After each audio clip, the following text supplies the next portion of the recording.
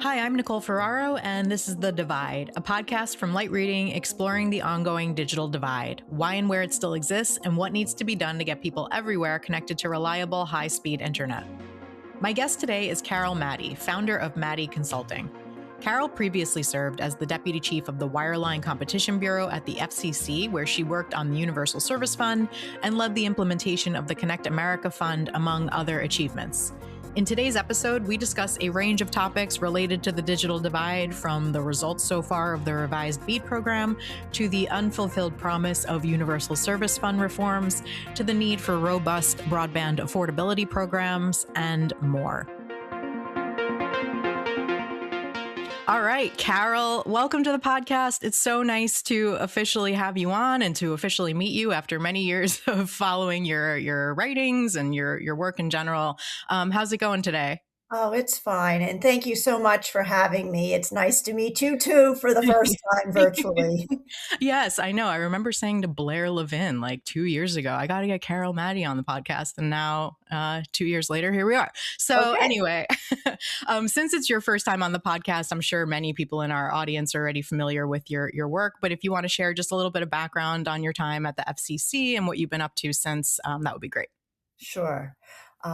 Obviously, I spent most of my career at the FCC, and in that role, I was the Deputy Bureau Chief in the Wireline Competition Bureau, responsible for overseeing the Universal Service Fund. I started that job way back in 2000 and did it for 5 years, left to go to the private sector, came back, and then worked on the National Broadband Plan with Blair and others to develop a framework for reforming the Universal Service Fund, and then stayed there another 5 years to implement the various reforms, creating the Connect America Fund Mhm. and taking other measures to, focus the fund on broadband and accountability and deployment for the benefit of everyone who lives in this country. Since leaving the FCC, I started my own consulting firm. I've worked for a variety of different entities, but certainly in the last 6 years or so, my focus has been on smaller service providers, helping them acquire funding to deploy broadband. I have a number of clients that were successful participants in the Rural Digital Opportunity Fund auction, and I will say proudly they have deployed their networks. So Nice. we can get into that more later, Yeah. but RDOF is not a total failure. My clients have done a fantastic job, and I also have been working with companies that have been participating in the Capital Projects Fund and BEAD, and obviously very focused on where we're going as a nation in terms of closing the digital divide. Excellent. So there's so many things in there that I want to come back to. Certainly, we're going to talk about the Universal Service Fund, which is going through another period of potential reforms. Allegedly, I've been told there's a framework coming for a while now from Congress. But let's start with everybody's favorite topic, the BEAD program, which anyone listening to this podcast will already have the background on. But for some more recent history, I guess it's worth saying that we're about a year out from the BEAD program sort of being paused for review. The rules were then revised by the Trump administration's Commerce Department in last June, and states had to redo their plans and their bidding processes if they had conducted those already. And now we are a year out from the initial pause, and most of the final proposals for BEAD have been approved, with a few exceptions. And things are starting to move forward, though there are a lot of open questions, I think, remaining in terms of how this program is going to move forward and the outcomes. But, last year there was a lot of concern around the revisions to the BEAD program, which was initially created as a fiber first program. And then the revised rules made it more of a lowest cost to deploy / tech neutral program. And that's resulted in roughly 60 something percent of locations going to fiber, and a chunk going to satellite, which was not the initial intention of the BEAD program. But so that's just a little bit of background to bring up the fact that last year, in all of the commotion surrounding BEAD, you wrote a series called "The Sky Is Falling" or Not, or something along those lines, reacting to everyone's hysteria around what was happening.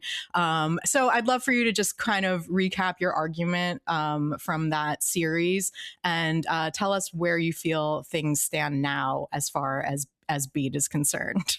Sure.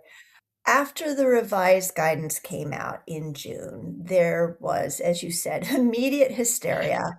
Everybody thought that this meant that satellite was going to sweep the board and take all of the BEAD funding.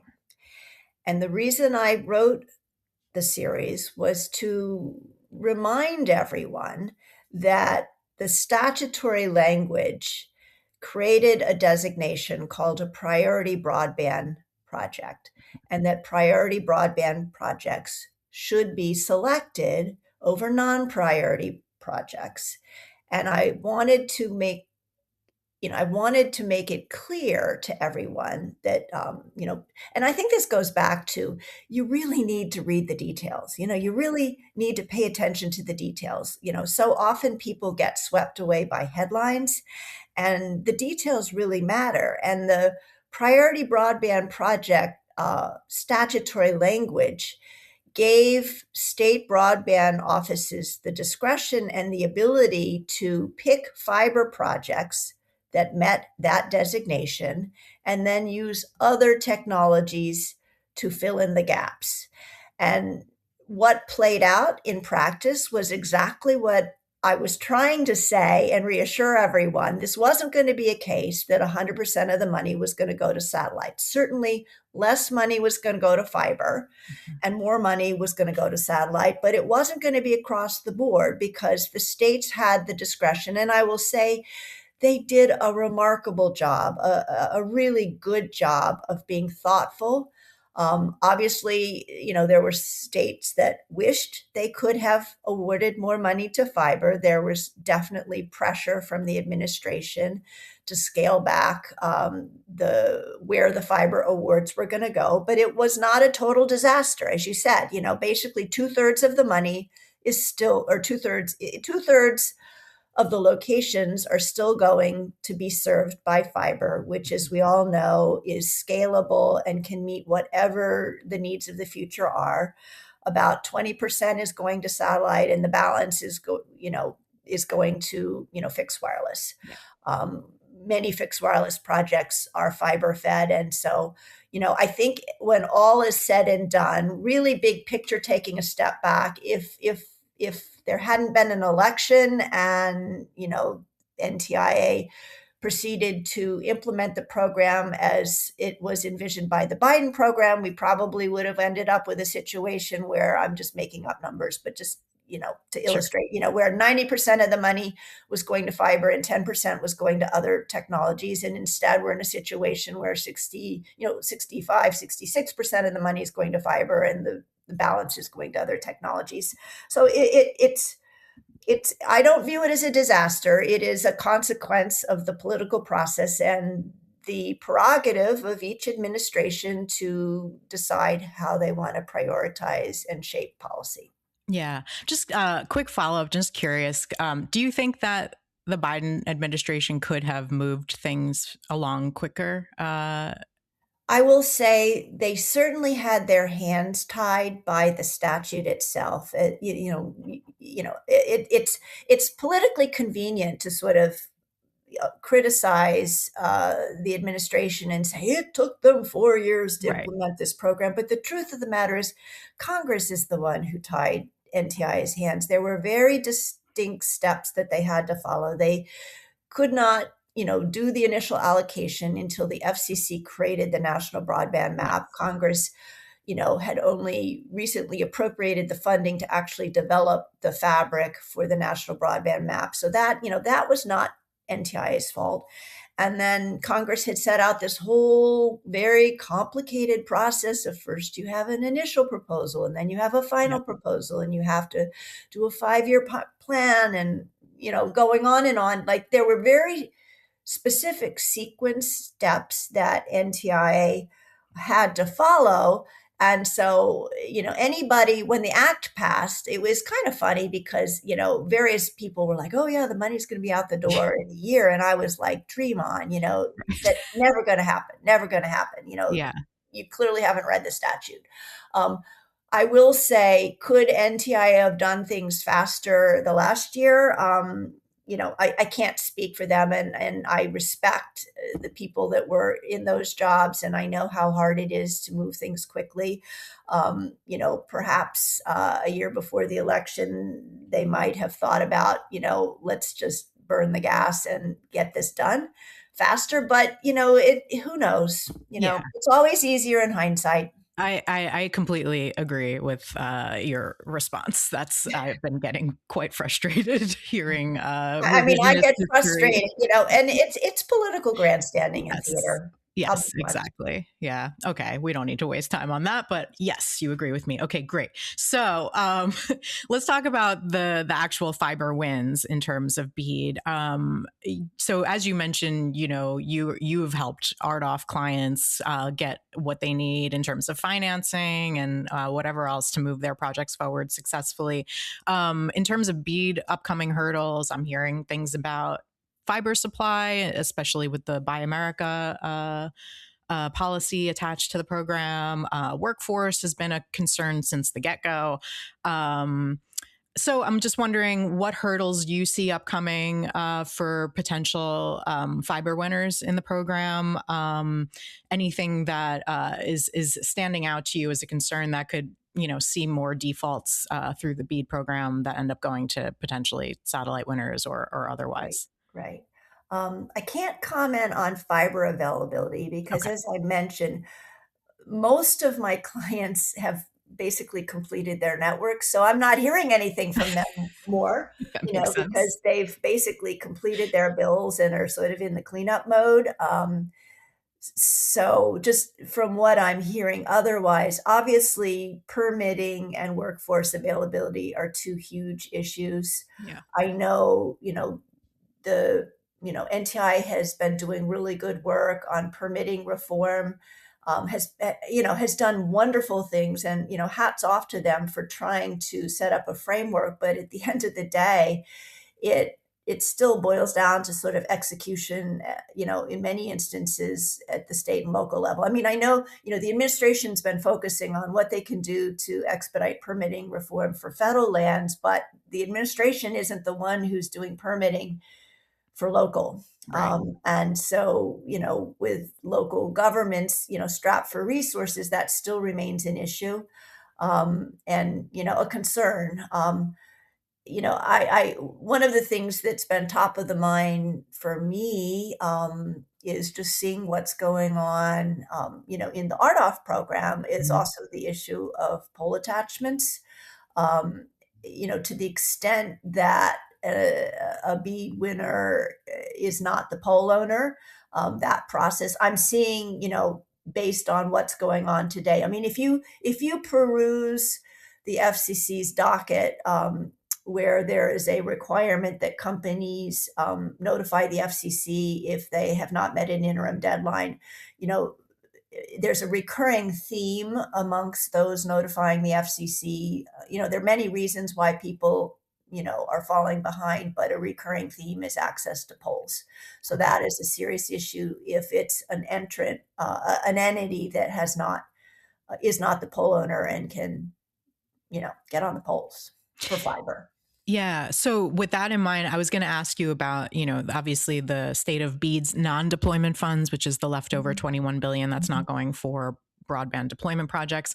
Do you see those funds playing a role in alleviating some of this permitting and pole attachment, the delays associated? I certainly think they could and Yeah. should. I mean, anything, if NTI gives states the permission to use those funds to both implement the staffing resources and the IT necessary to have a more expedited, automated permitting process. I think that, I mean, honestly, I think that would be a really good thing. It's core to the mission. Like, what's the point of handing out money to deploy networks if you can't actually execute?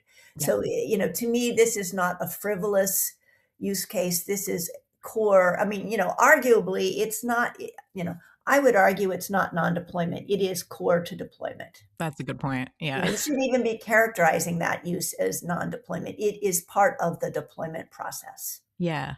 And statutorily, the NTIA should or shouldn't have a large role in dictating how these states use those funds. Well, I haven't looked at the IIJ in quite a long time, I um, know. so I don't know what the actual language says. I certainly know my recollection is there are a number of specific uses that are expressly, articulated in the statute, and there's a catch-all provision at the end, which gives the administrator the ability to Okay. authorize other usages. I certainly hope and pray and cross my fingers that NTI will not try to micromanage that, but rather give the states the flexibility to use those funds, as I'm saying, for permitting Yeah. reforms and augmentation services, as they need to without, and I will say, anytime you micromanage anything from the federal level, um, one size does not fit all. Different states are in different states of maturity in terms of their own internal processes, and you can't mandate something at the federal level when it really needs to be tailored to the problem that Right. exists at the local level. And the Yeah. states are going to be far better able to figure out how best to use the funds than the federal government. The last BEAD related question for you then is, as we mentioned, satellite won less than we were maybe, or some were maybe worried about, but more than was initially anticipated with the BEAD program. Since those awards have been made, SpaceX tried to get states to sign a rider that absolved them of some requirements associated with the BEAD program.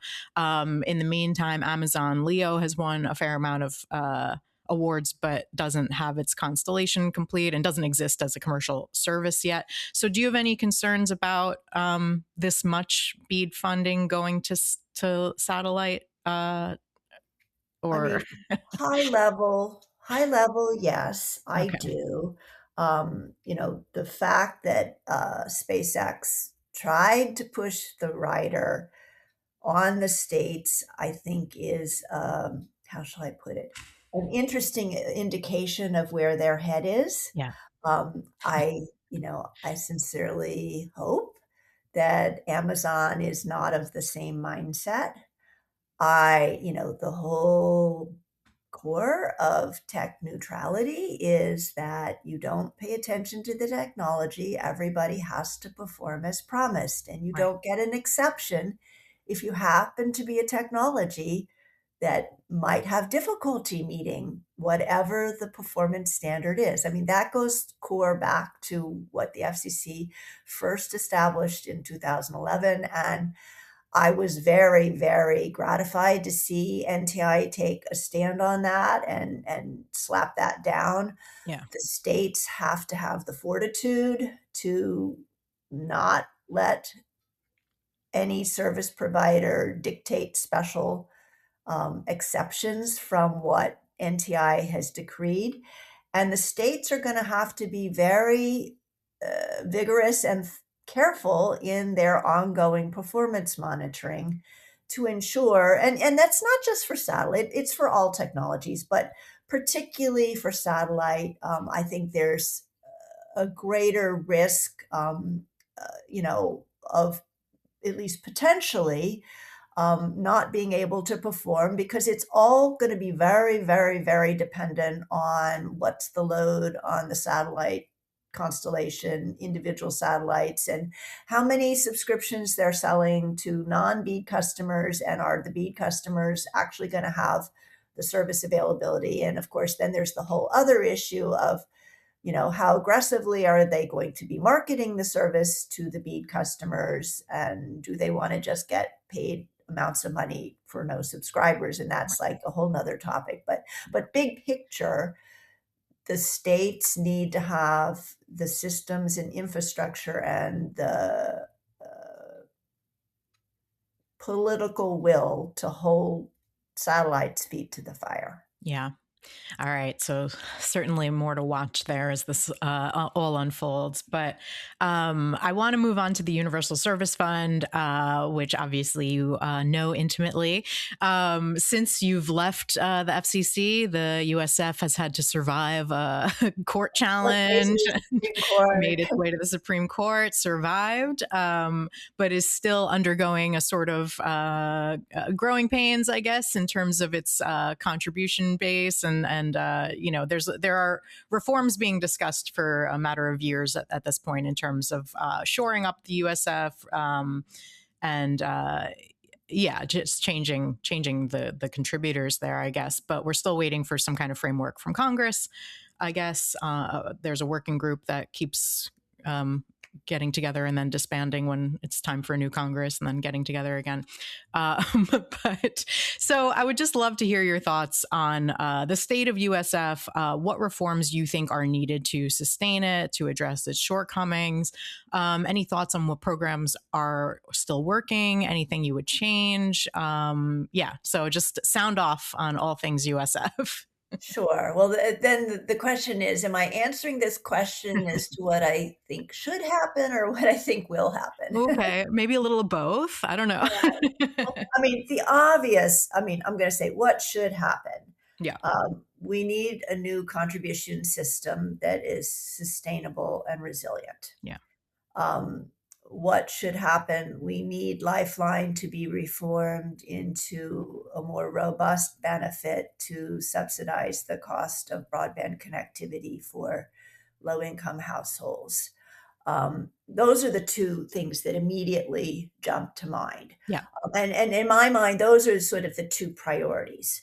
We could talk a bit more about, whether, what needs to happen on the high cost side. I will just make a small observation that more than half of the high cost fund is now subject to long term commitments where specific companies have accepted a fixed amount of money, whether awarded by auction or awarded through a cost model, that for a period of time, of at least 10 years, in exchange for delivering, making available service of a certain level. So, you know, anytime people say it's time to shut down the high cost fund, they clearly do not know how the high cost fund is structured today. yeah, And that is an unrealistic and ill-informed notion. But focusing back on contributions reform and what I call turn Lifeline into ACP, those both need to be done. That's what should happen. I'm really sad to say I don't see either of those things happening in their near term, despite the fervent hopes and desires of so many stakeholders for those two things to happen near term. I mean, bluntly, we're in a situation, the FCC is not going to do anything on its own. It's been like that for years, and yeah. I live that firsthand because on the subject of contribution reform, I was the deputy bureau chief that presided over the original contributions reform docket that I think we initiated in 2002.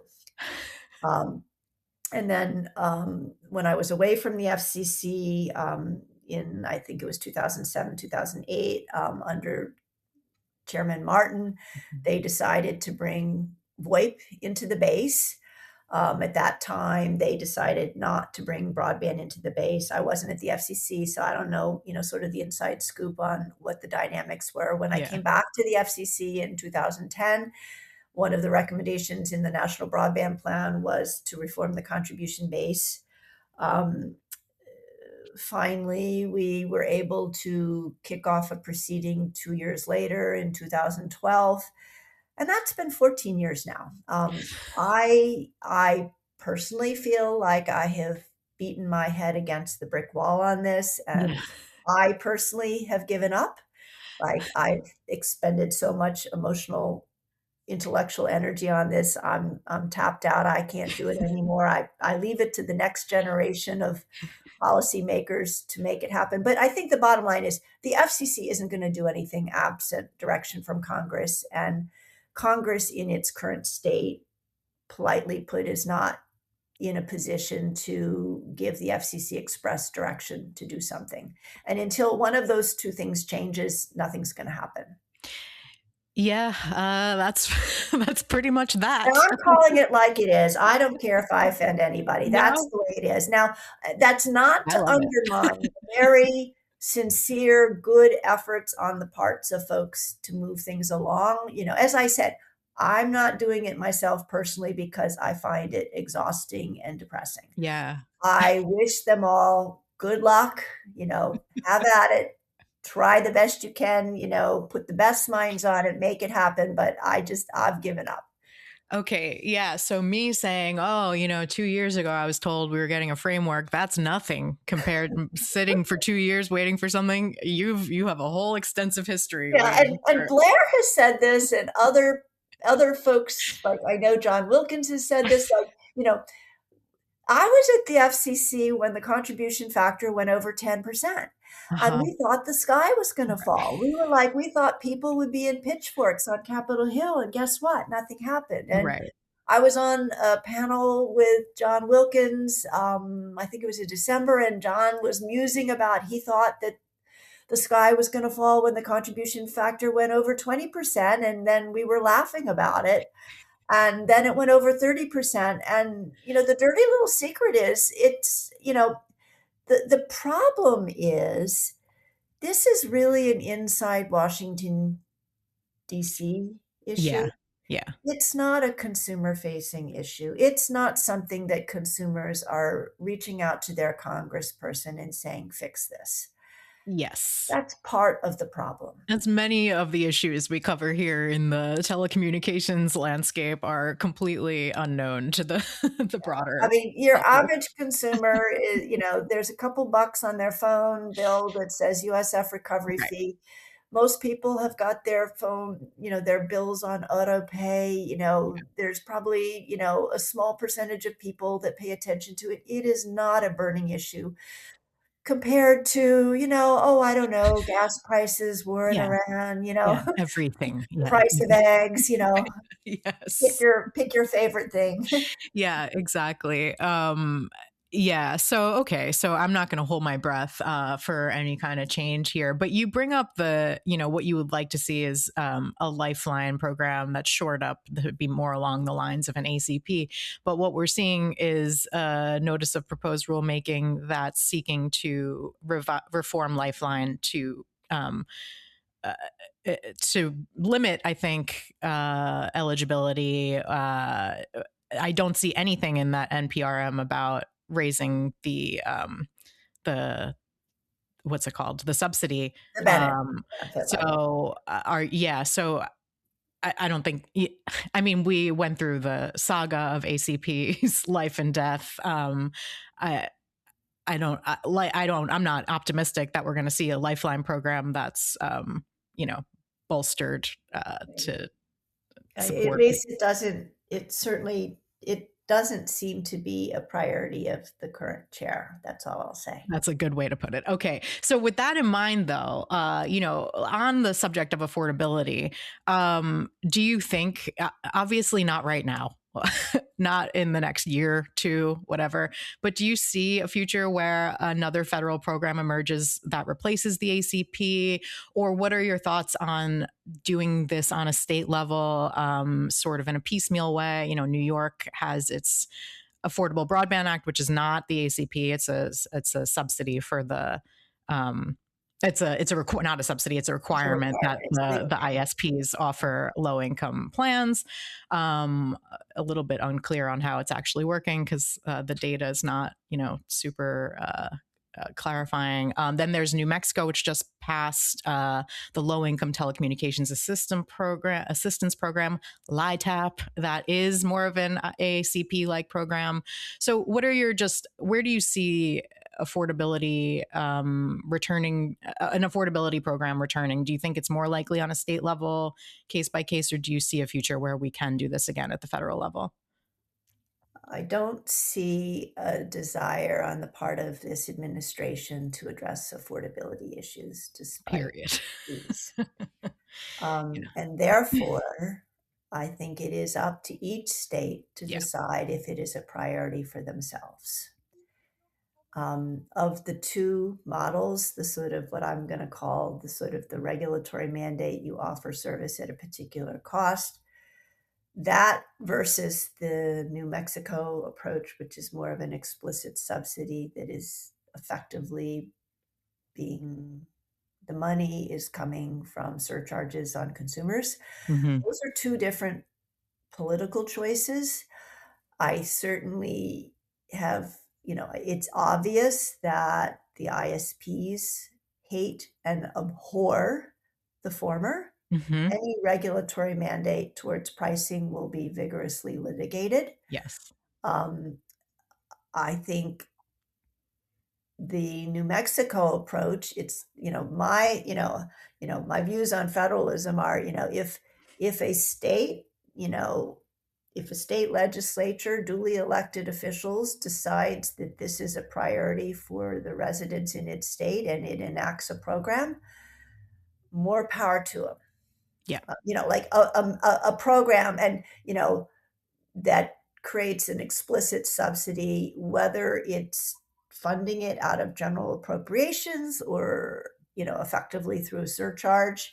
Those elected officials have to answer to their constituents. And if their constituents value ensuring that everyone has access to broadband, then it will happen. And so then it gets back to sort of the whole, the whole federalist system will have a patchwork and we'll see what states did it and what the results were and which states didn't do it. And at least we'll get some information which will inform policy making, which I think at the end of the day is always important.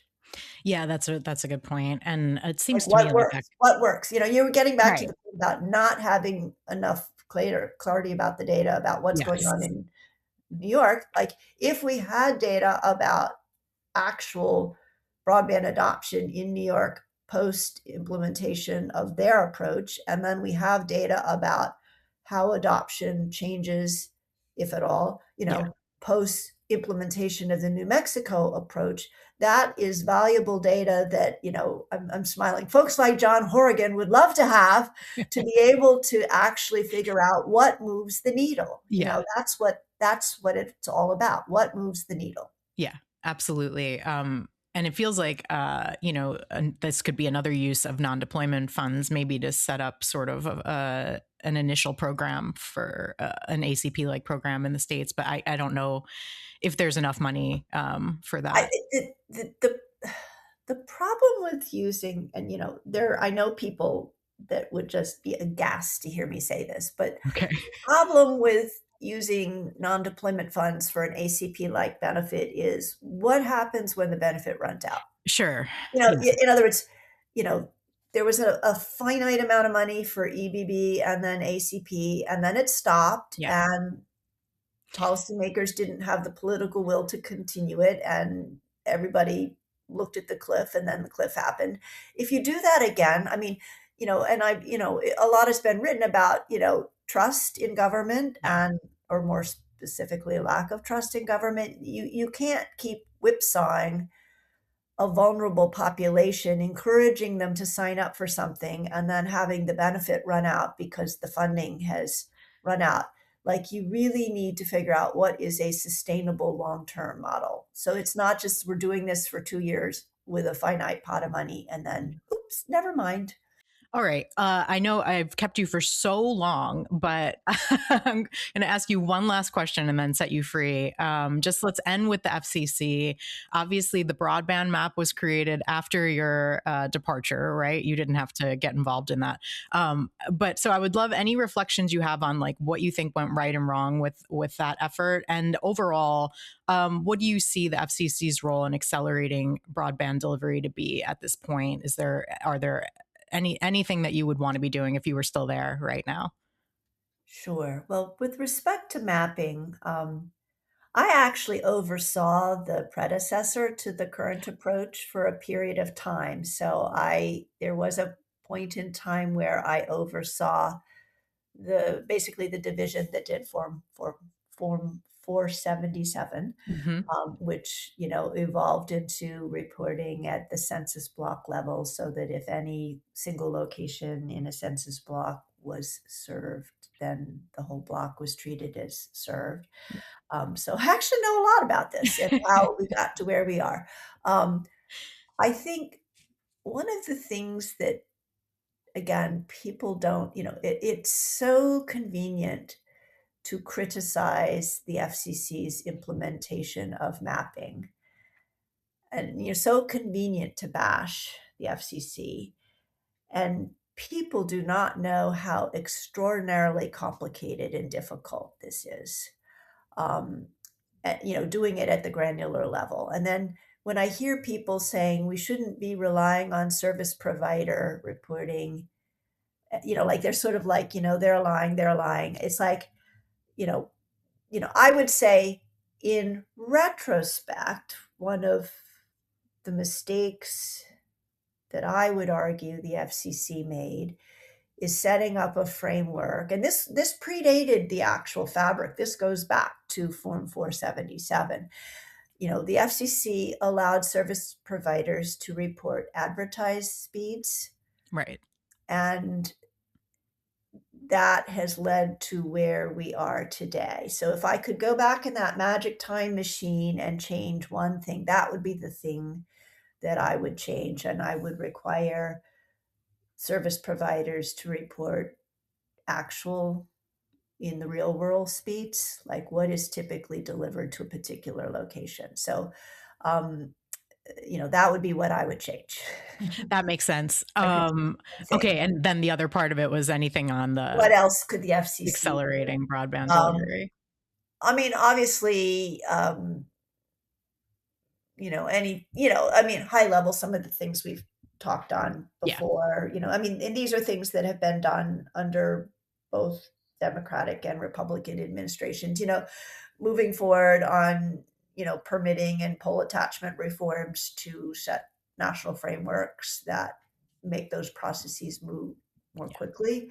Um, Beyond that, nothing is immediately jumping to mind in this. I certainly, honestly, you know, we don't have another 20 minutes to talk about the Universal Service Fund. So I just leave it at that. Sort of like near-term Yeah. things, I think,